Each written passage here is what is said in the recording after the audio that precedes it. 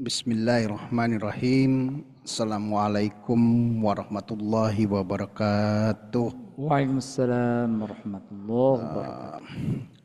Alhamdulillah, puji syukur kehadirat Allah Subhanahu wa taala atas nikmat pagi ini hari Jumat 24 Mei 2024 Masehi. Kita diberi kesempatan kembali untuk berkumpul bersama, menambah ilmu kita, dan juga kita saling bertemu, bersapa, salat berjamaah subuh pagi ini. Alhamdulillah, tidak lupa kita sampaikan salawat serta salam kita ke junjungan kita Nabi besar Muhammad sallallahu alaihi wasallam. Dengan kehadiran beliau memberikan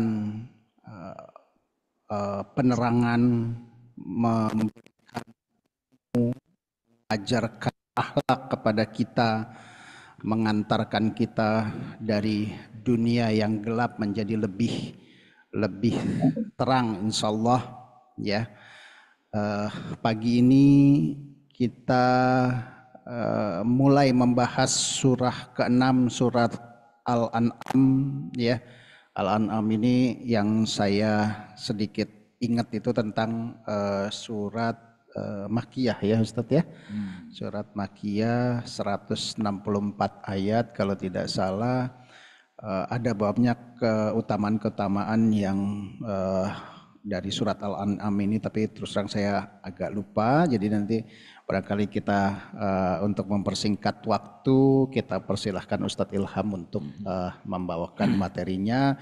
Dan saya harapkan juga barangkali untuk supaya lebih menggali ilmu Ustadz Ilham juga dari jamaah baik yang hadir offline di masjid maupun yang hadir di ruang Zoom untuk bisa mempersiapkan pertanyaannya.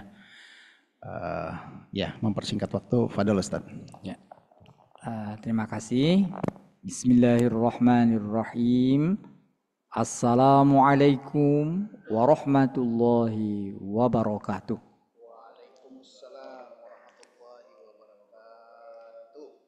Alhamdulillahi rabbil alamin. Wassalatu wassalamu ala ashrafil anbiya'i wal mursalin Sayyidina wa maulana Muhammadin wa ala alihi wa sahbihi ajma'in. Allahumma rabbana atina min ladunka rahmah wa hayyi lana min amrina rasyada. Amin ya rabbal alamin. Alhamdulillah, dengan izin dan karunia Allah juga kita dapat bertemu, berkumpul kembali. Semoga kiranya Allah Subhanahu wa taala senantiasa memberkahi hidup kita dan keluarga kita di mana saja berada. Amin ya rabbal alamin. Baiklah, alhamdulillah seperti disampaikan tadi kita memasuki pembahasan surah yang ke-6 yaitu surah Al-An'am. Pernah kita kaji lebih dari 2 tahun yang lalu. Sekarang Al-An'am kita akan bagi menjadi 2 pembahasan. Yang pertama Ar-Rahmah sekarang ini. Baru insya Allah dalam pertemuan mendatang kita akan bahas judul Syayatin, setan-setan. Kalau sekarang Ar-Rahmah.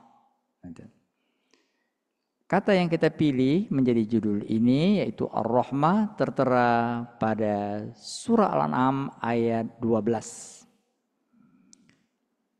Surah Al-An'am ayat 12 itu berbunyi Qul liman ma fis samawati wal ardi qulillah. Qul lillah. Katakan Qul lillah kataba ala nafsihi rahmah ayajma'annakum ila yaumil qiyamati la rayba fihi alladzina khasiru anfusahum fahum la yu'minun. Di sana ada kata-kata qul liman ma fis samawati wal ardi qul lillah. Kataba ala nafsihir rahmah. Jadi rahmah yang sedang kita kaji itu diambil dari ayat 12. Kita mulai melihat apa arti dan makna di balik kata ar-rahmah ini. Untuk arti kita bisa lihat terjemahan. Silakan baca terjemahan ayat 12. Siapa mau baca terjemahannya? Silakan. Bismillah. Katakanlah Nabi Muhammad, milik siapakah apa yang di langit dan di bumi? Katakanlah, milik Allah. Dia telah menetapkan sifat kasih sayang pada dirinya. Sungguh, Dia pasti akan mengumpulkan kamu pada hari kiamat yang tidak ada keraguan padanya. Orang-orang yang merugikan dirinya, mereka itu tidak beriman. Iya, jadi ar-rahmah artinya kasih sayang. Kasih sayang sejati itu milik Allah. Allah lah yang maha pengasih, maha penyayang. Kita mungkin memiliki kasih, kita mungkin memiliki sayang, tapi kasih sayang kita tidak setara dengan kasih sayang Allah Subhanahu wa Ta'ala. Jadi yang paling pengasih, yang benar-benar pengasih, yang benar-benar penyayang itu Allah. Dan Allah katakan, aku pengasih lagi penyayang. Begitulah Allah memperkenalkan dirinya. Bismillahirrahmanirrahim. Nama-nama Allah yang agung, Asmaul Husna itu banyak. Tapi Allah pilih untuk memperkenalkan dirinya dengan Bismillahirrahmanirrahim. Dari sekian banyak Asmaul Husna, Allah katakan, aku Allah adalah Ar-Rahmanir Rahim. Aku tetapkan diriku pengasih penyayang. Itulah makanya kasih sayang Allah tidak terperi. Allah pengasih dan penyayang yang sejati. Allah katakan, Qul lillah. Katakan pemilik kasih sayang sejati itu adalah Allah. Apakah kasih sayang itu? Tadi dikatakan pemilik kasih sayang itu Allah. Kasih sayang itu adalah kasih sayang yang mengharapkan atau bertujuan kebaikan pada orang yang dikasihi. Jadi kalau orang mengasihi seseorang, menyayangi seseorang, mencintai seseorang, itu untuk melihat ini rahmah sejati atau tidak. Nah, kita lihat. Dia ketika mencintai, menyukai, menyayangi orang itu tujuannya untuk kesenangan dia, keuntungan dia, atau keuntungan orang yang disayanginya. Itu.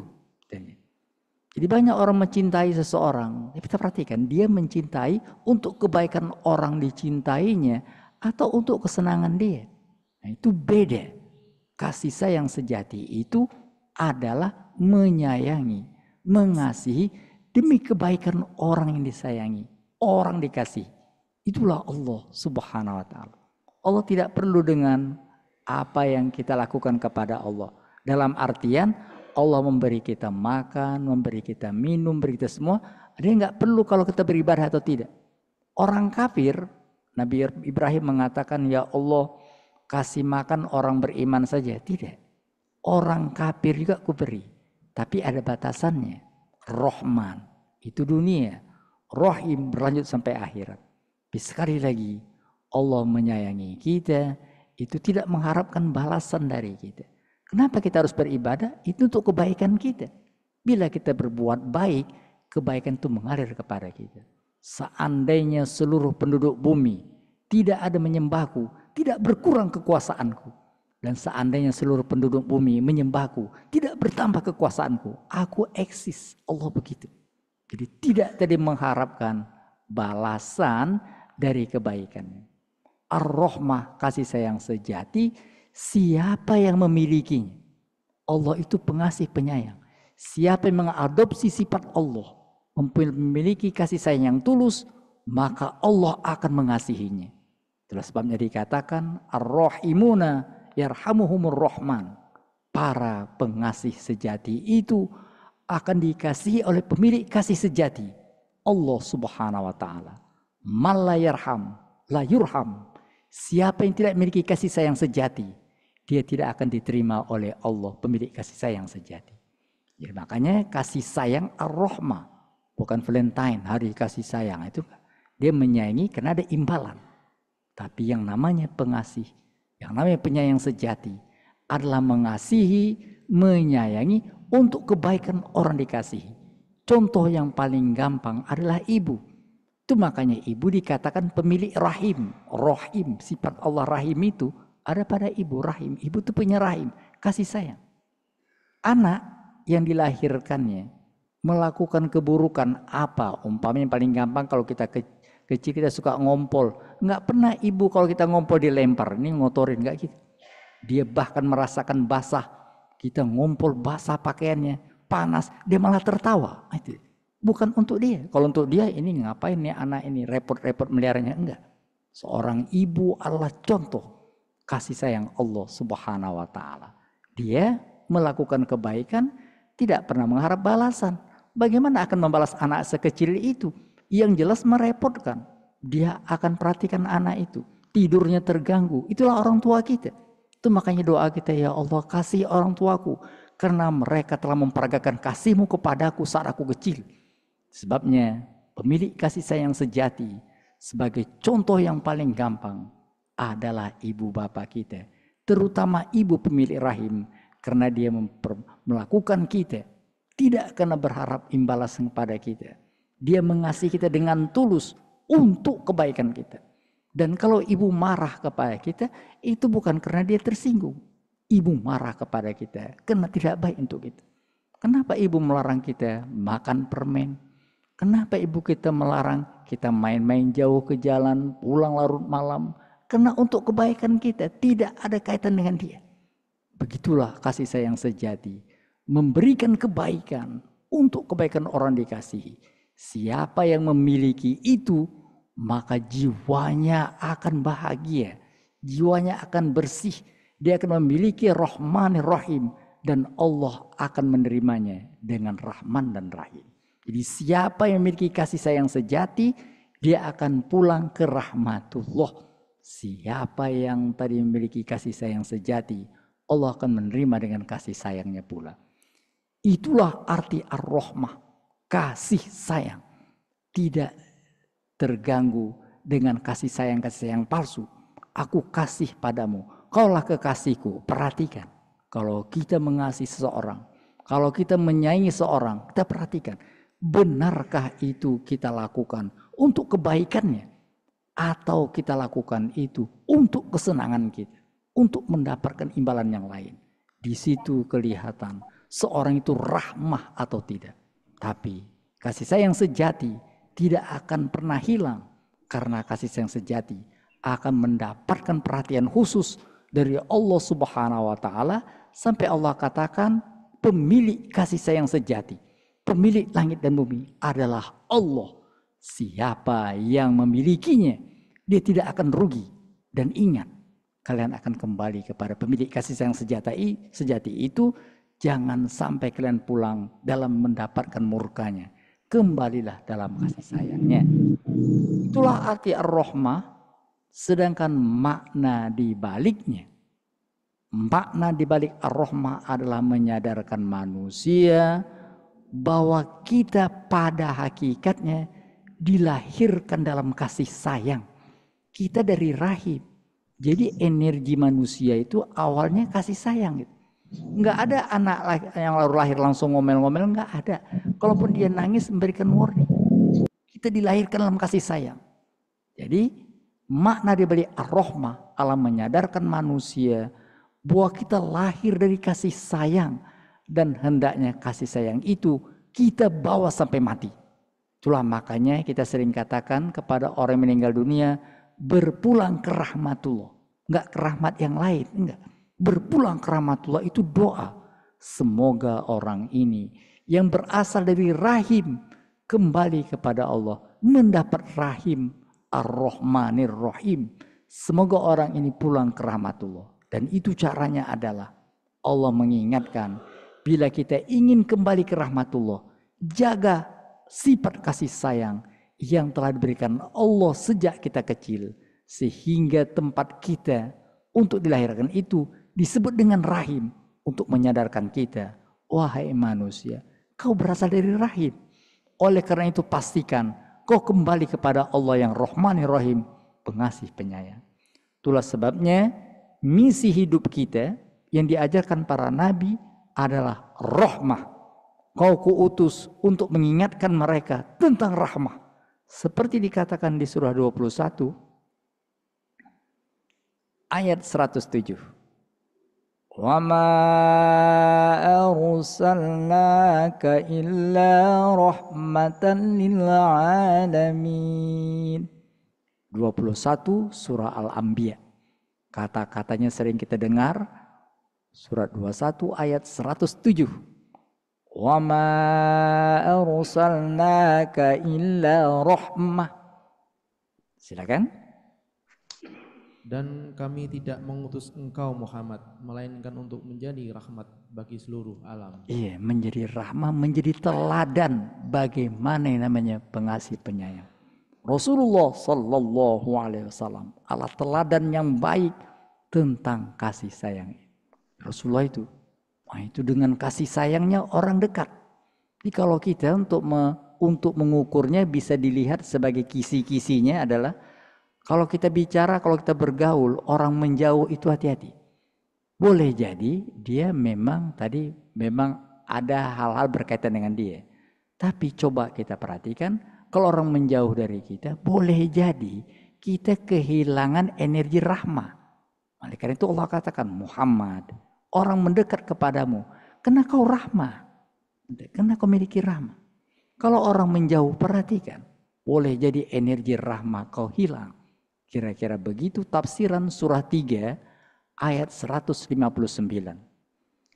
Fabima rahmatin minallahi linta lahum walau kunta faddan ghalidhal qalbi lam faddu min hawlik. Silakan. Maka berkat rahmat Allah engkau Nabi Muhammad berlaku lemah lembut terhadap mereka. Seandainya engkau bersikap keras dan berhati kasar, tentulah mereka akan menjauh dari sekitarmu. Titik. Rasulullah mengajarkan itu. Makanya Rasulullah adalah teladan yang baik. Bagaimana untuk memiliki energi kasih sayang itu.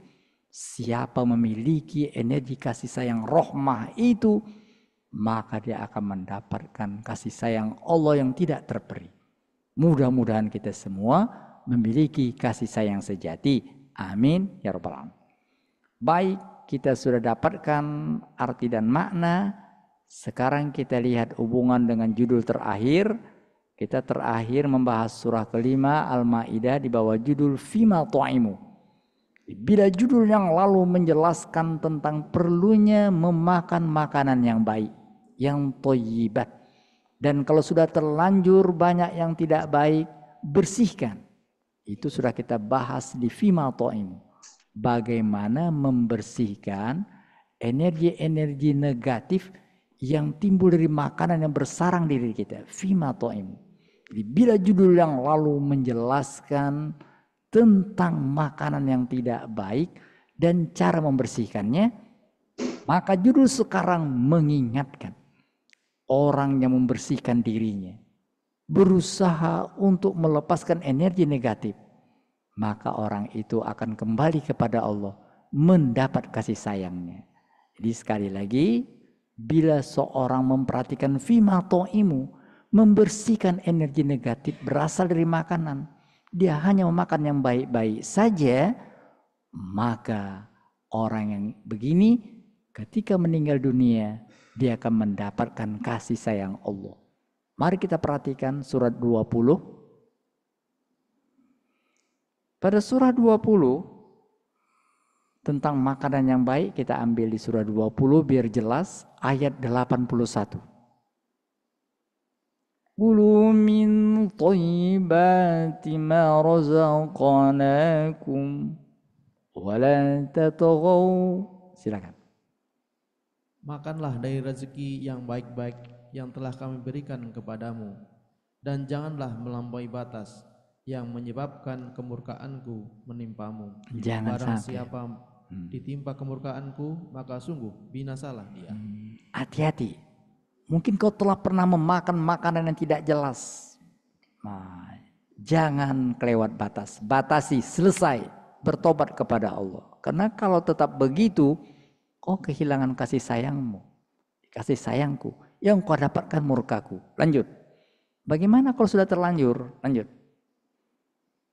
Dan sungguh aku Maha Pengampun bagi yang bertobat, beriman dan berbuat kebajikan, kemudian tetap dalam petunjuk. Nah, karena itu sekali lagi bila judul yang lalu menjelaskan perlunya kita thayyibat, terutama dalam makanan, maka orang melakukan itu terhindar dari murka Allah.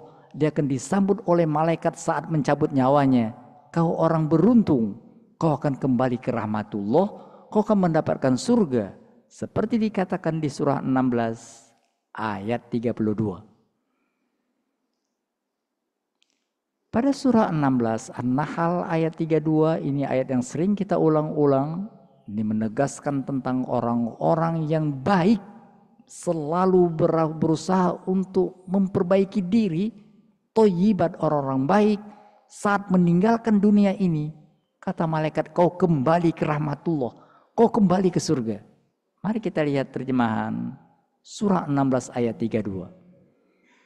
Alladzina tatawaffahumul malaikatu thayyibina yaquluna salamun alaikum. Silakan. Yaitu orang-orang yang diwafatkan oleh malaikat dalam keadaan baik. Mereka para malaikat mengatakan, Salamun alaikum, semoga keselamatan tercurah kepadamu. Masuklah ke dalam surga karena apa yang telah kamu kerjakan. Ya, kamu telah melakukan, yaitu berusaha untuk tetap rahmah. Dan akhirnya sekarang kau kembali ke rahman Allah. Kau menjaga tetap dalam rahmah, karena kau hanya memilih thayyibat. Dan apabila ada masuk ke dirimu yang tidak thayyibat, kau perbaiki diri. Kau orang baik, kau tanda orang yang memiliki rahmah. Sekarang selamat, kau kembali ke rahmatullah. Itulah hubungan judul yang lalu dengan judul sekarang. Akhirnya sampailah kita pada poin yang terakhir, poin penting dari kajian Ar-Rahmah ini, yaitu bagaimana mendapatkan rahmat Allah. Bagaimana agar berpulang ke rahmatullah. Semua orang meninggal dunia, itu pasti. Semua orang pasti mati. Semua orang meninggal dunia. Yang tidak pasti adalah setelah dunia ditinggalkan, dia kemana? Ke rahmatullah atau tidak? Kita minta pada Allah, ihdinas siratal mustaqim, siratal ladzina an'amta alaihim. Ya Allah, tunjuki aku jalan sehingga bersama orang yang kau beri nikmat, orang mendapat rahmat. Ghairil maghdub, jangan orang dimurkai. Semua orang akan meninggalkan dunia ini, tapi setelah dunia ditinggalkan, kemana dia pergi? Apakah kembali ke rahmatullah atau tidak? Tentulah kita sesuai dengan doa kita, apa yang kita ucapkan dalam sholat kita, dalam Al-Fatihah kita. Kita ingin agar menjadi orang yang an'amta alaihim, mendapatkan rahmat, mendapatkan nikmat dari Allah, bukan orang yang sesat, bukan orang dimurkai. Bagaimana caranya? Di bawah judul Ar-Rahmah, setidaknya kita diingatkan 3 pesan penting. Siapa yang menghayati ini, maka dia akan terbuka peluang untuk berpulang ke rahmatullah. Bagaimana caranya? Agar kita tetap baik dan mendapatkan rahmat Allah saat kita meninggalkan dunia ini. 3 pesan penting itu adalah Pertama, biasakan mengucapkan salam dengan tulus. Jadi kalau kita bertemu, Assalamualaikum. Dalam hati kita, semoga keselamatan untukmu. Kasih Allah kepadamu. Biasakan itu. Jadi jangan umpamanya, Lekum, yang gitu aja itu. Kom, gitu. Itu lama, yang gitu. Itu kebiasaan itu. Assalamualaikum. Dari situ, dari yang sederhana. Assalamualaikum. Di hati kita, semoga kau mendapatkan salam dan rahmat Allah itu aja. Mulai dari situ. Assalamualaikum. Dan kau lama itu aja. Jadi nggak berkesan, nggak terasa. Biasakan itu. Assalamualaikum warahmatullahi wabarakatuh kalau mau panjang. Tapi kalau nggak assalamualaikum, dalam hati kita itu membiasakan dalam hati kita mendoakan orang itu baik. Itu dia. Assalamualaikum warahmatullahi wabarakatuh. Kalau ketemu assalamualaikum. Itu.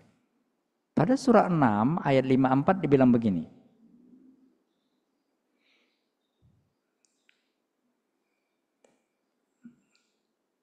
Surah Al-An'am ayat 54 berbunyi, wa idza ja'akal ladzina yu'minuna bi ayatina faqul salamun alaikum. Silakan. Dan apabila orang-orang yang beriman kepada ayat-ayat kami datang kepadamu, maka katakanlah, Assalamualaikum, selamat sejahtera untuk kamu. Tuhanmu telah menetapkan sifat kasih sayang pada dirinya, yaitu barang siapa berbuat kejahatan di antara kamu karena kebodohan, kemudian dia bertobat setelah itu dan memperbaiki diri, maka dia Allah Pengampun dan Maha Penyayang. Nah, jadi ucapkan salam dengan tulus. Assalamualaikum. Salam yang diucapkan dan diikuti dengan doa dalam diri. Itu artinya kalau benar kita assalamualaikum, itu kita bukan saja berharap orang itu baik, tapi juga kita mencabut rasa dengki. Jadi itu. Jadi assalamualaikum, selamat untukmu. Jangan kita salam tapi dalam hati kita niat buruk, itu nggak connect. Jadi salam itu tandanya semoga kebaikan untukmu, selamat kau, semoga rahmat Allah untukmu. Itu sekaligus mencabut dendam. Jadi kata-kata salamun alaikum, assalamualaikum bukan saja memberikan kebaikan untuk orang lain, tapi sekaligus mencabut rasa dendam dalam diri kita. Itu dia. Tadi kita ingat kasih sayang sejati itu berharap kebaikan. Jadi bukan assalamualaikum untuk keuntungan. Salam itu untuk dia. Assalamualaikum. Kasih sayang yang tulus dimulai dengan memperagakan salam itu saja. Assalamualaikum. Harapkan kebaikan untuknya. Jadi assalamualaikum bukan sekedar mengucapkan salam, tapi hanya lepas sekedar ucapan, tidak. Dia mengandung makna. Cobalah ucapkan salam kepadanya. Oleh karena itu kalau kita salam sama orang lain, kita bukan saja berharap dia baik, tapi sekaligus dalam hati kita semoga segala kebencian hilang gitu. Dia orang mengucapkan salam dengan tulus, itu hilang rasa bencinya. Ya, assalamualaikum. Ini orang niaga itu nggak connect. Latihannya itu dulu. Latihannya ucapkan salam dengan tulus. Apa arti salam itu? Assalamualaikum. Semoga keselamatan untukmu. Semoga kasih sayang untukmu, berkah melimpah kepadamu, itu artinya. Itu kata-kata yang hebat. Maka itu suatu penghormatan. Allah katakan itu penghormatan, balas. Ketika kita mendapatkan salam, katakan Waalaikumsalam warahmatullahi wabarakatuh. Balas dengan lebih baik, setidaknya sama. Oleh karena itu sekali lagi, bagaimana memupuk kasih sayang yang sejati, dapat kita mulai dengan melatih kata-kata assalamualaikum dengan baik. Assalamualaikum warahmatullahi wabarakatuh. Mengucapkannya lengkap dan dalam hati kita ada doa sesuai dengan kata-kata itu. Jadi jangan di korting, katakan tadi kum, lama aja gitu. Kalaupun kita ternyata tadi tidak sempat membaca panjang itu, dalam hati kita yang paling penting. Orang-orang yang kita ucapkan salam, orang-orang dari lubuk hati kita, mendoakan agar dia diselamatkan Allah, mendapat kasih sayang Allah dan ampunan Allah. Itu pertama. Yang kedua bila kita ingin untuk mendapatkan atau mengadopsi kasih sayang yang tulus, kasih sayang ar-rahmah, kasih sayang ilahi yang tulus yang akan berakhir yang kita mendapatkan kasih sayang yang tulus dari Allah, setelah pertama tadi berlatihlah dari ucapan salam. Yang kedua adalah hindari sombong. Hindari tinggi hati. Orang yang sombong, orang yang tinggi hati, itu akan kehilangan kasih sayang. Tidak bisa connect antara rohim, kasih sayang, dengan rojim. Rohim itu Allah. Rojim itu setan. Rojim itu, kenapa setan dikatakan rojim? Karena sombong. Keluar, kau sombong. Rojim. Dikatakan pada surah 7 kata-kata begini. Pada surat 7, iblis dihardi Allah. Kenapa? Karena dia sombong. Kita lihat ayat 12 surat 7. mulai ayat 12. Kesombongan iblis yang menampik firman Allah memerintahkannya sujud tertera di surat 7 ayat 12, silakan.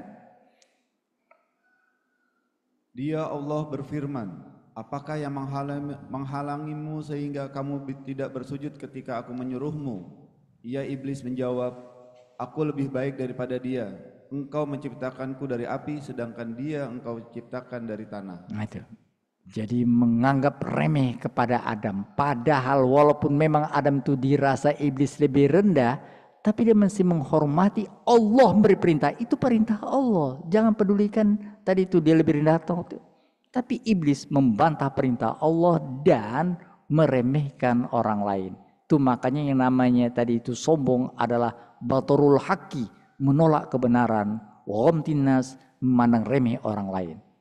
Itulah sebabnya Allah katakan keluar kau rojim. Seperti dikatakan di surah 15 ayat 34. Al-Hijr surah 15. Mari kita baca dari mulai ayat 33 ya. 33, 34. Qala lam akul li asjuda li basharin khalaqtahu min salsalim min hama'im masnun. Qala fakhruj minha fa innaka rajim. Silakan. Ia iblis berkata, aku sekali-kali tidak akan sujud kepada manusia yang engkau telah menciptakan dari tanah liat kering, dari lumpur hitam yang diberi bentuk. Terus. Dan dia Allah berfirman, kalau begitu keluarlah dari surga, karena sesungguhnya kamu terkutuk. Ya, rojim. Fa innaka rojim. Makanya a'udzubillahi minasyaitonir rojim. Rojim itu rojim. Hati-hati, rojim itu setan. Terkutuk karena sombong. Allah Rahim. Jadi terbalik. Jadi a'udzubillahi minasyaitonir rajim. Salah. Sama dengan bismillahirrahmanirrahim. Salah. Allah itu Rahim. Kasih sayang. Rojim. Kenapa setan dikatakan rojim? Hurufnya hampir sama. Jim, ha, kho itu dulunya nggak pakai titik. Tapi rojim itu nama setan. Nama kepala setan. Iblis. Karena sombong. Oleh karena itu. Bila ingin mendapatkan rohim. Jangan rojim. Kenapa setan rojim? Sombong. Sombong itu menolak kebenaran dan kesombongan itu akan menghalangi manusia mendapatkan kasih sayang sejati. Tidak sama rojim dengan rohim. Rohim kasih sayang sejati. Rojim adalah meninggikan tinggi hati seakan-akan lebih hebat dari Allah Subhanahu wa taala. Disitulah sebabnya terkadang untuk membuat manusia itu rendah hati dibuat rendah. Itu bukan karena Allah ingin merendahkan. Allah ingin agar kita rendah hati. Jadi kenapa orang tadi sudah tinggi ternyata direndahkan? Itu pesan dari Allah. Banyak orang-orang sombong dibuat Allah tidak berkutik supaya rendah hati. Fir'aun ngaku dirinya, saya Tuhan, aku Tuhan. Didatakan Allah kata datang itu. Nggak bisa dilawan, nyerah gitu. Nah, kok ngaku-ngaku Tuhan sama kata aja takut itu. Supaya dia rendah hati. Oh rupanya aku nggak Tuhan. Gitu. Berkali-kali Fir'aun dan serdadunya merasa dirinya Tuhan Fir'aun. Ternyata dibuat Allah segala minuman menjadi darah. Mau mandi air jadi darah, semua darah. Berimpungan. Namanya Tuhan. Tapi ternyata nggak bisa mengubah tadi itu. Itu untuk mengatakan jangan sombong. Dan kalau Allah menegur kita, kenapa kita dibuat satu ketika kita direndahkan? Itu dengan dalam artian supaya kita sadar kita nggak boleh sombong. Seperti dikatakan di surah 6. Pada surah 6 yang sedang kita kaji, kata-kata jangan sombong. Karena sombong itu rojim. Dia kontra dengan kebenaran. Dikatakan di surah 6 mulai ayat 42. Walaqad arsalna ila umamin min qablik. Surah yang sedang kita kaji. Surah 6 ayat 42 menjelaskan kenapa Allah pengasih penyayang, tapi kok menghukum orang. Itu dalam rangka seperti ibu, kenapa tadi kita diingatkan, ditegur, bahkan dipukul, karena untuk mengingatkan kebaikan untuk dia. Mari kita lihat. Dan sungguh kami telah mengutus para rasul kepada umat-umat sebelum engkau. Kemudian kami siksa mereka dengan menimpakan kemelaratan dan kesengsaraan, agar mereka memohon kepada Allah dengan kerendahan hati. Agar rendah hati. Terus. Tetapi mengapa mereka tidak memohon kepada Allah dengan kerendahan hati ketika siksaan kami datang menimpa mereka? Bahkan hati mereka telah menjadi keras dan setan pun menjadikan terasa indah bagi mereka apa yang selalu mereka kerjakan. Rendah hati itu tiket untuk mendapatkan kasih sayang Allah. Itu sebabnya Allah katakan abdi Allah sejati. Kalau Allah Ar-Rahmanir Rahim, maka Abdurrahman, Ibadur Rahman itu cirinya tidak tinggi hati. Allah kan Rahmanin Rahim. Tanda orang itu Ibadur Rahman tidak tinggi hati ditegaskan di surah 25 ayat 63. Surah 25 surah Al-Furqan, di sana ada kata-kata wa ibadur rahmanil ladzina yamshuna 'alal ardi hauna. Surah 25 ayat 63.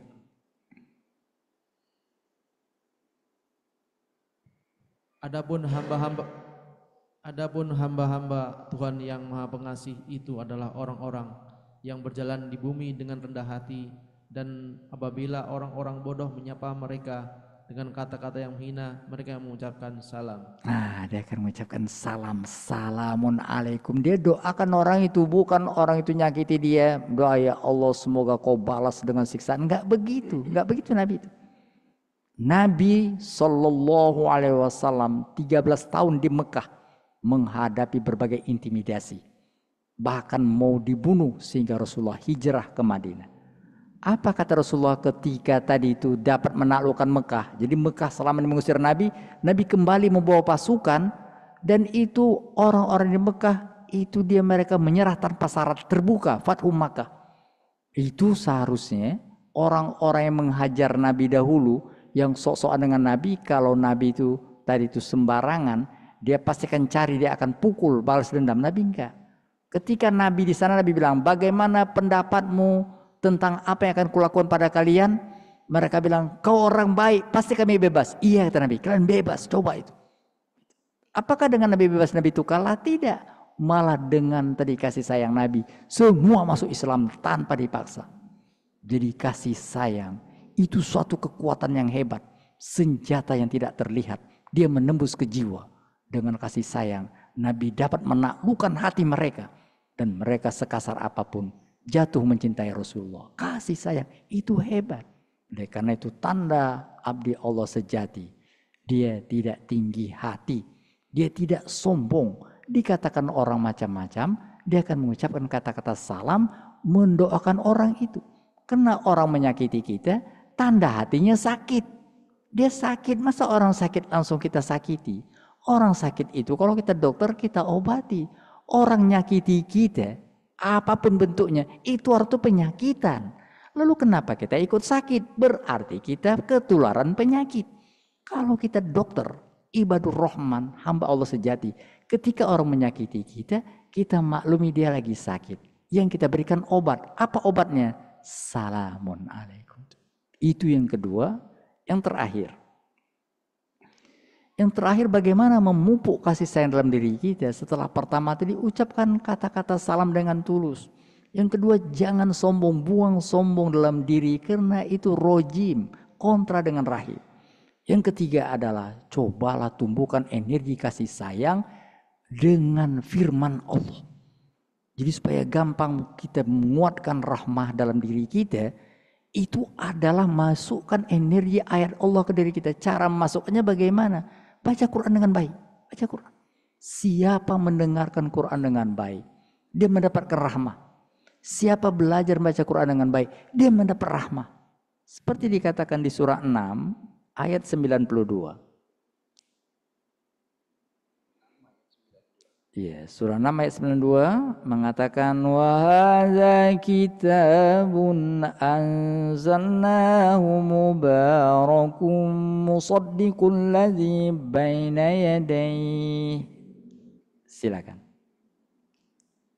Ini Al-Quran adalah kitab suci yang telah kami turunkan lagi diberkahi, yang membenarkan kitab-kitab yang diturunkan sebelumnya, dan agar engkau memberi peringatan kepada penduduk Ummul Qura atau Mekah dan orang-orang yang ada di sekitarnya.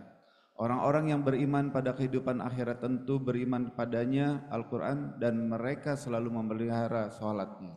Berkah Quran itu kita nggak bisa baca. Kalau gitu dengar dulu, dengar aja. Mendengar Quran dengan tulus saja dapat rahmah. Seperti dikatakan di surah 7 Al-A'raf. Kalau tadi surat 6, sekarang kita berangkat ke surah 7 untuk melihat betapa orang yang mendengarkan saja dengan tulus sudah dapat rahmah. Dikatakan di surah 7 ayat 204. Wa idza quri'al Qur'anu fastami'u lahu wa ansitu la'allakum turhamun. Silakan. Surah 7 204. Jika dibacakan Al-Quran, dengarkanlah dengan seksama dan diamlah agar kamu dirahmati. Nah, agar kau mendapat rahmah. Karena Quran itu berisi rahmah. Pada surat 17 sebagai penutup, kita tutup dengan surat 17 ayat 82.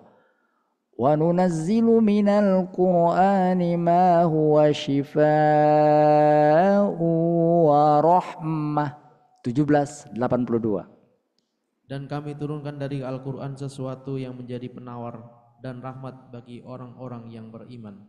Sedangkan bagi orang-orang yang zalim, Al-Quran itu hanya akan menambah kerugian. Rugilah dia, kesempatan untuk menguatkan rahmah ada. Tapi kenapa Quran diabaikan, dia rugi. Oleh karena itu, di bawah judul rahmah ini kita diingatkan bahwa kita memiliki rahmah. Kita berasal dari rahim, sifat Allah. Hendaknya kita berusaha agar kita saat kembali kepada Allah, kembali ke rahmatullah. Dan caranya adalah mendapatkan rahmat Allah itu pertama, mari kita mulai dengan kata-kata salam yang kita ucapkan. Itu Nabi mengajarkan. Nanti bilang salam ya. Di balik kata-kata itu adalah membiasakan kita untuk memberikan kebaikan kepada orang lain. Setidaknya melalui doa. Assalamualaikum warahmatullah. Semoga kau dapat rahmah. Memberikan rahmah akan berbalik mendapatkan rahmah. Yang kedua, jangan sombong. Sombong itu rojim. Sedangkan rahmah itu rohim. Rojim titik di bawahnya seakan mengatakan jangan nodai kasih sayang itu dengan sifat sombong. Yang ketiga adalah rahmah itu Allah berikan energinya melalui firman-Nya. Adaptasi dengan firman Allah. Perhatikan firman Allah. Bahkan mendengar Quran dengan tulus saja, energi rahmah akan melimpah. Semoga kita mendapatkan rahmat Allah yang sejati dan saat kita kembali kepada Allah berpulang ke rahmatullah. Amin ya rabbal alamin. Shadaqallahun azim. Assalamualaikum warahmatullahi wabarakatuh. Baik, alhamdulillah ada banyak yang bisa kita petik pagi ini, terutama tadi masalah salam. Saya sedikit highlight itu Ustadz, untuk memang kita perlu sekali selalu memberikan salam.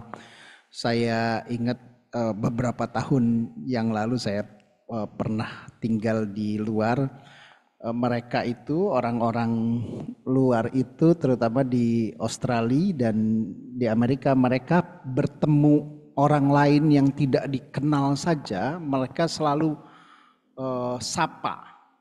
Walaupun mereka sapanya bukan seperti kita, mereka selalu ucapkan selamat pagi, walaupun kita tidak kenal. Apalagi kita sesama muslim, barangkali memang kita mesti lebih membiasakan diri untuk mengucapkan salam.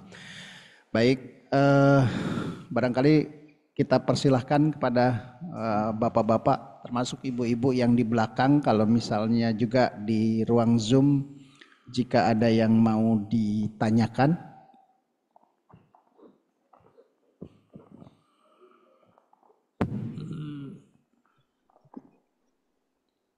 Assalamualaikum.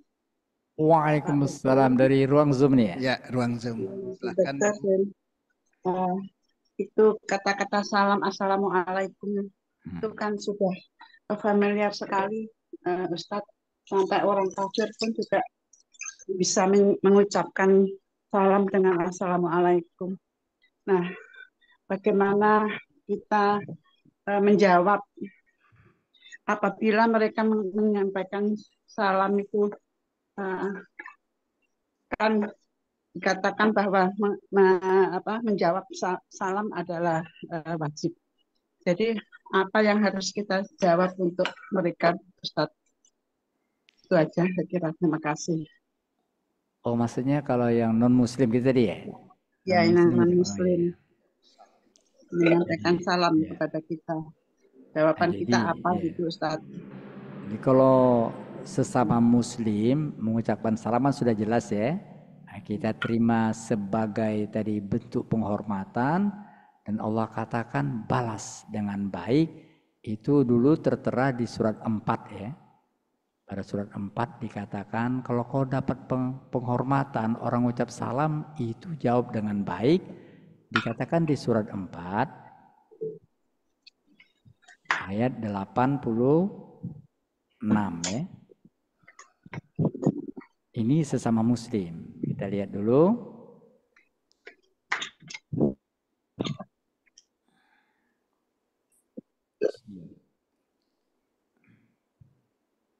Silakan, terjemahkan bisa. Apabila kamu dihormati dengan sesuatu penghormatan atau salam, balaslah penghormatan itu dengan yang lebih baik daripadanya, atau balaslah dengan yang sepadan. Sesungguhnya Allah Maha memperhitungkan segala sesuatu. Itu penghormatan mengucapkan salam. Itu berlaku sesama muslim. Bagaimana kalau non muslim? Bila non muslim pernah seorang mengucapkan salam pada Aisyah. Jadi Nabi Aisyah menjawab begini, Waalaikumsalam gitu. Sam itu artinya semoga keburukan atasmu. Rasulullah dengar. Dia padahal yang memberi salam ini bukan orang Islam, non muslim. Kata Rasulullah, kenapa kau balas itu? Dia kan bukan orang Islam. Pasti dia tadi nggak mendoakan kita dengan tulus. Kata Rasulullah, dari mana kita tahu itu? Kalau orang ngasih salam sama kita, itu kalau kita nggak tahu apa maknanya atau dia di luar kalangan kita, jawabannya adalah waalaikum gitu. Jadi sambung waalaikum aja, waalaikum. Artinya apa yang kau doakan kepadaku semoga kembali kepadamu, gitu dia. Jadi balas gitu. Jadi dia assalamualaikum, punya kita nggak tahu dia assalamualaikum tadi, karena bisa jadi dia waalaikumsalam. Itu dugaan Aisyah. Dia ini orang Yahudi, mengucap salamnya pasti dia pura-pura mengatakan itu padahal tidak. Kata Rasulullah, kalau kita nggak tahu jangan pikirkan. Jawab saja waalaikum, artinya kau berikan kepadaku, kembalikan kepadamu. Waalaikum itulah ajaran dari Rasulullah ketika menjawab salam dari orang yang bukan kalangan kita. Waalaikum saja. Itu. Jadi jangan waalaikumsalam, jangan. Semoga celaka untukmu, jangan. Nabi larang itu. Nah, pada masa Nabi dahulu itu waalaikumsalam ini artinya salamun alaikum. Itu masih berlaku. Itu ketika Musa kepada Fir'aun dia katakan salamun ala man ittaba'al huda. Nabi Ibrahim bilang sama bapaknya salamun alaikum, pada bapaknya musyrik. Nah itu pada masa dahulu itu malah mengucapkan salam, bukan assalam ya, salam saja, salamun alaikum, karena beda assalamualaikum dengan salam. Kalau salam itu salam biasa saja. Kalau assalam itu artinya keselamatan abadi, keselamatan hakiki. Jadi beda. Salamun alaikum dengan assalamualaikum. Maka ketika orang itu mengucapkan salam, bilang aja salamun alaikum. Kalau mau tambah, jangan pakai a, jangan pakai as. Bilang aja salam. Salamun alaikum. Jadi waalaikumsalam. Sekedar itu enggak apa-apa. Karena bukan waalaikumsalam. Beda itu. Waalaikumsalam artinya waalaikum assalam. Ini enggak pakai as, pakai salam saja. Waalaikumsalam itu masih dibenarkan, merujuk kepada surat 19. Jadi dikurangi dia. Kalau sama orang Islam kita mesti assalamualaikum. Jadi jangan waalaikumsalam, jangan. Kan dia assalamualaikum. Jawabnya waalaikumsalam atau waalaikumsalam gitu. Kalau waalaikumsalam itu masih dibenarkan kepada non-muslim seperti yang dikatakan di surah 19 ayat 46-47. 1946-nya dulu, ketika ayah Ibrahim marah diingati sama Ibrahim. Qala araghibun anta an alihati ya Ibrahim. Silakan. Dia bapaknya berkata, apakah kamu membenci Tuhan-Tuhanku wahai Ibrahim? Jika tidak berhenti mencela Tuhan yang kusembah, engkau pasti akan kurajam. Tinggalkanlah aku untuk waktu yang lama. Apa kata Ibrahim? Dia Ibrahim berkata, semoga keselamatan bagimu. Nah, itu dia. Jadi salamun alaik. Karena bapaknya satu alaik ya, satu orang. Kalau banyak alaikum, salam alaikum. Tapi beda assalam dengan salam. Allahumma antas salam assalam. Kalau salam itu ada selamat pagi, selamat sore, selamat ini salam itu. Tapi assalam itu khas. Salam itu ala kasih saya adalah keselamatan abadi dunia akhirat lahir batin. Padahal namanya cuma A saja, assalam. Itu dia definitif. Jadi hal itu seperti the, bukan a book, the book kira-kira gitu. As itu Allah bentuk tadi untuk menunjukkan ini tertentu gitu. Makanya waalaikumsalam masih ada ulama membolehkan, boleh kan bukan assalam. Waalaikumsalam begitu dia. Demikian Bu. Ya, terima kasih Pak. Silakan, barangkali di sini ada Bang Yamin. Silakan Bang Yamin. Assalamualaikum warahmatullahi wabarakatuh. Waalaikumsalam warahmatullahi wabarakatuh. Tadi disampaikan sama Pak Ustadz bahwa kita yang meninggal itu bisa kembali ke rahmat Allah atau tidak. Nah yang tidak itu kemana Tad? Iya. Terima kasih Tad. Iya. Ini sebenarnya untuk kajian di Al-Arab ya. Tapi kalau dia tidak kembali ke rahmatullah, maka pilihannya dia akan kembali ke murka Allah. Seperti dikatakan di surah tadi, surah 2 ayat 90.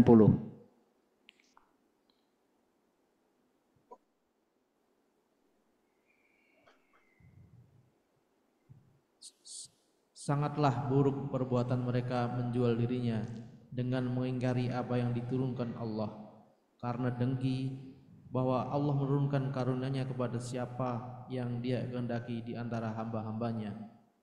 Karena itulah mereka menanggung kemurkaan demi kemurkaan, dan kepada orang-orang kafir ditimpakan azab yang menghinakan. Nah, faba'u itu mereka kembali ya, mereka kembali mendapat murka. Kata-kata yang lain di surat 5 coba. Kalau redaksi surat 5 gimana? Surat 5 ayat 60.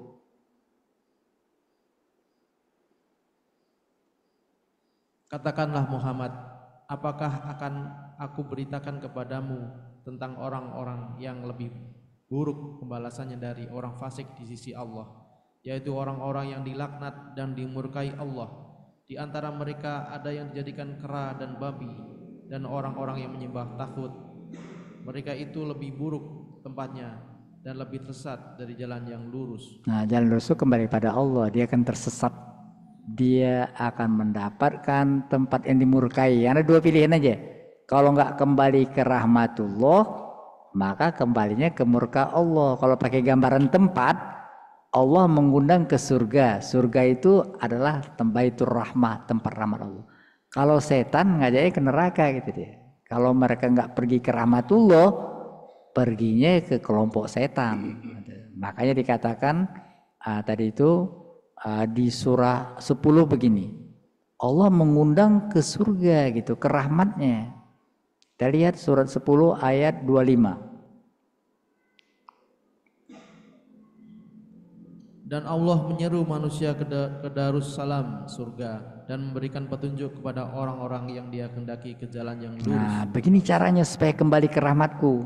Jadi siapa yang pegang rahmat, dia akan kembali ke rahmatku. Itu Allah yang Rohim. Kalau setan rojim, ngajaknya kemari. Jadi siapa yang nggak masuk ke rahmat Allah, masuk ke kelompok setan, karena setan juga menyeru.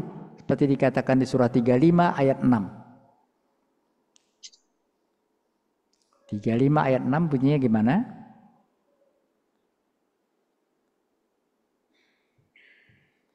Sungguh setan itu musuh bagimu, maka perlakukanlah ia sebagai musuh. Karena sesungguhnya setan itu hanya mengajak golongannya agar mereka menjadi penghuni Nah, neraka jadi itu dia. menyala-nyala. Kalau nggak ke rahmat Allah kemana? Ya tadi kelompok yang tadi. Kalau nggak ke rohim kemana? Ya ke rojim. Rojim itu ngajaknya ke neraka. Kira-kira begitu. Baik. Barangkali ada lagi di ruang Zoom, Pak Baridussalam, barangkali biasanya lebih banyak pertanyaan. Assalamualaikum Pak Ustadz. Waalaikumsalam warahmatullahi wabarakatuh. Mohon maaf kalau kasih sayang ini tadi yang dijelaskan dikaitkan dengan surat Al-Fatihah. Kita membaca Bismillahirrahmanirrahim, bahwa semua perbuatan itu kalau tidak membaca Bismillah itu terputus dengan rahmat Allah menurut hadis. Tapi pekerjaan yang pertama dengan membaca Bismillah adalah kasih sayang. Berarti kita akan membuat sesuatu semua kasih sayang. Karena rahmatan lil alamin, maka sesungguhnya kita ini ingin berbuat baik kepada semua orang sama. Tapi ada suatu kebiasaan yang itu merupakan kebiasaan baik. Wallahu alam tulus atau tidak. Barangkali tadi kalau ketemu orang itu ya seperti biasa ya salam ya salam. Kalau orang Jogja itu setiap orang liwat itu paling tidak kita juga menegur, dan kadang-kadang apakah tidak Pak mampir dulu Pak. Nah, ini kan perkataan yang biasa baik tapi tidak sesungguhnya. Kalau dihampiri pas dihampiri nggak punya apa-apa kan susah. Nah ini pertama kebiasaan yang baik ini bagaimana penilaian agama. Yang kedua, kita itu latah di Indonesia itu karena kemajumukan dan keinginan untuk kebersamaan, sehingga para pejabat itu kalau mengucapkan salam di dalam pertemuan itu lo komplit. Assalamualaikum, salam, swastu dan sebagainya. Nah ini bagi orang kita yang Islam kan sebenarnya dengan Assalamualaikum kan sudah cukup, mumpuni. Tapi kenapa harus mengucapkan seperti itu? Nah ini kira-kira penilaiannya seperti apa? Terima kasih Pak. Ya. Jadi yang dilakukan tadi kebiasaan tadi silakan mampir itu bagus. Itu mudah-mudahan tulus ya. Tapi jangan kata-kata itu untuk sekedar ini ya. Jadi kata-katanya gini, kalau berkenan mampir silakan, mungkin gitu dia. Iya, itu maksudnya gitu. Jadi bukan tadi ngajak mampir, enggak. Kalau mau mampir silakan mampir. Nah, kalau dia enggak ya enggak, dia akan jawab dengan saya mau ini, enggak apa-apa. Jadi itu ketulusan yang baik ya. Itulah itu ciri yang bagus. Jadi beberapa kebiasaan kita di tanah air, terutama dilakukan oleh dari suku Jawa itu banyak yang bagus ya. Sungkeman, pamannya itu kan mengadopsi nilai-nilai yang baik. Itu tetap tadi dihargai ya. Kebaikan apapun, sekecil apapun dihargai Allah. Itu apabila niat kita tulus, itu dikatakan di surah 4 ayat 40. Itu dihargai. Karena kebaikan dan dia punya kaitan dengan salam yang tadi kita maksud. Pada surat 4 ayat 40 bilang begini. Sungguh Allah tidak akan menzalimi seseorang walaupun sebesar zarah. Dan jika ada kebajikan sebesar zarah, niscaya Allah akan melipat gandakannya dan memberikannya pahala yang besar dari sisinya. Jadi mudah-mudahan kebiasaan baik itu akan mendapatkan penghargaan dari Allah karena sejalan dengan Rahman dan Rahim. Tentang salam tadi itu biasanya lebih mengarah kepada politis. Itu tergantung siapa nanti di atas Pak. Jadi mudah-mudahan kita dapat memahami bahwa sebenarnya salam itu sudah universal sebenarnya. Itu makanya kalau kita berada di satu komunitas, ada seorang saja muslim, kita mengucapkan assalamualaikum itu nggak apa-apa. Di komunitas itu satu saja muslim, jadi nggak perlu karena tadi di sana ada orang dari berbagai ini kita ucapkan satu-satu, nggak perlu. Di salam itu universal. Satu yang kita berikan kepada sama muslim, yang lain tadi akan mendapatkan imbas sesuai dengan kapasitas mereka masing-masing. Kira-kira gitu Pak. Amin. Terima kasih Pak. Ya silahkan, barangkali ada lagi. Sudah. Ya barangkali Itu Ustadz mengingat waktu juga barangkali Ustadz Pak mesti. Sarir mau ngasih apa enggak? Pak Sarir enggak? Pak Sarir barangkali ada sambutan karena setahu saya beliau sedang di luar kota walaupun gitu. hadir di Zoom. Ya. Ya, baik Pak. Assalamualaikum Baik. warahmatullahi wabarakatuh. Waalaikumsalam warahmatullahi wabarakatuh. Silakan Pak. Ustaz dan Bapak Ibu yang saya muliakan. Alhamdulillah hari ini sebetulnya mengingatkan kita tentang peran salam yang begitu indah, begitu bernilai ya. Jadi jangan asal bersalam saja, jadi nggak ada nilainya, mungkin juga tidak ada baiknya ya. Jadi kembali bahwa makna salam ini luar biasa. Karena itu mari kita tebarkan salam ini dengan benar. Ya, tidak boleh sombong dan mendoakan. Jadi kalau saya tidak mengulang lagi, tapi ini buat kita adalah satu peringatan bahwa sebetulnya banyak cara kita untuk mendapatkan membina pribadi kita. Jadi budaya salam ya, budaya damai, budaya yang saling mengasihi dan saling mendoakan. Tadi tunjukkan peran Rasulullah ketika kembali, itu luar biasa itu ya. Sehingga dengan itu mungkin kita banyak harus meniru. Ini intinya adalah sabar Pak. Ya, orang bisa tidak sombong karena dia sabar. Tapi kalau tidak sabar ya tadi macam-macam setan akan masuk. Demikian Pak, terima kasih. Jadi tadi kan akan ada saya Hadin Pak ya berikutnya ya. Ini kalau juga berkaitan ya. Demikian, terima kasih. Kita bersyukur bahwa kita mendapatkan ilmu yang luar biasa pagi ini. Dan terima kasih Pak Ustadz. Dan mudah-mudahan Allah akan memberikan rahmatnya pada kita. Dan kita akan menjadi orang-orang yang samina wa ta'na terhadap apa-apa yang disampaikan. Demikian, wabillahi taufiq wal-hidayah. Assalamualaikum warahmatullahi wabarakatuh. Waalaikumsalam warahmatullahi wabarakatuh. Juga barangkali pesan pentingnya salam dengan keikhlasan. Karena tadi Ustadz Ilham kalau tidak salah dengan salam yang ikhlas kita juga memaafkan orang dan itu akan kembali ke kita gitu ya Ustadz ya. Baik, alhamdulillah kita bertambah sedikit ilmu, mudah-mudahan terus kita membuka hati dan membuka jiwa kita untuk bisa menerima ilmu, untuk menambah bekal kita untuk di hari akhir nanti. Amin. Mudah-mudahan ini semua bermanfaat buat kita semua, baik yang hadir di masjid dan juga di ruang Zoom ya. Saya juga memohon barangkali Bapak dan Ibu semua mau menyebarkan info kajian kita ini barangkali untuk supaya mengajak saudara-saudara, kerabat dan teman handai taulan kita untuk bisa mendapatkan ilmu dan tidak bosan-bosan untuk mengajak mereka untuk hadir di ruang ilmu, tidak hanya di Masjid Raya Nurul Hidayah tapi dimanapun, tapi paling tidak kita mengingatkan mereka. Itu saja Ustadz, barangkali untuk di akhir barangkali mohon doanya. Terima kasih Ustadz. Kita bersama membaca doa kafaratul